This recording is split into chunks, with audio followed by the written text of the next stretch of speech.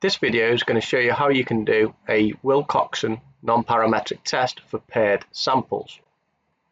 I'll also show you how you can get an effect size for it, and as ever the data and code are in a link below this video if you wish to have a go yourself. The first thing I'm going to do is read in some data. It's called Wilcoxon LF. I'm just going to call it DF for my data frame, and here's the data itself. It's in what we call long form. So we've got our participants 1 to 15, and then these appear again 1 to 15, because our participants took part under two different conditions in this experiment. Our condition is time, so we've got time 1 and time 2.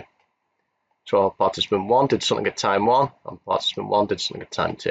Then we've got a dependent variable which is called despairing.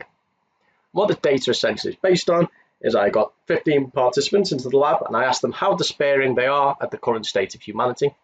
And then I got these same participants to watch an entire season of Love Island and then asked them again how despairing they were at the state of humanity, hypothesizing that they will be more despairing of humanity after watching an entire series of Love Island. So I'm just going to label my group, which is time.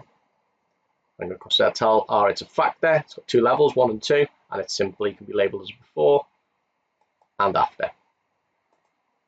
So there we go. So participant 1, how despairing they were before watching Love Island. Participant 1, how despairing they were after watching Love Island. So now we can run our Wilcoxon test.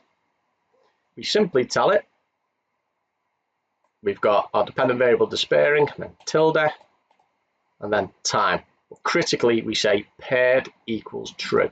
So we've got to tell it it's a paired samples test. Now, what R is going to do, it's going to get this data in and it's going to say, okay, so we've got before, all the way down to 15, then it's all afters. And it's going to logically guess that, okay, well, the first before is going to match with the first after. The second before is going to match with the second after. It's going to pair them like that. Now, if our data was in sort of this order, 1, 1, 2, 2, it's just going to go, okay, participant 1 is going to pair that with that. It's going to pair this with this, and so on. It's going to make a logical decision. So you need your data to be in some sort of logical order for it to do this. So we can run our test. We run that. And we get our test statistic and we get our p-value for it. So we can see there's a significant difference between groups. We do get an error message. It just can't compute exact p-values when there's ties. If that bothers you, just write exact equals false.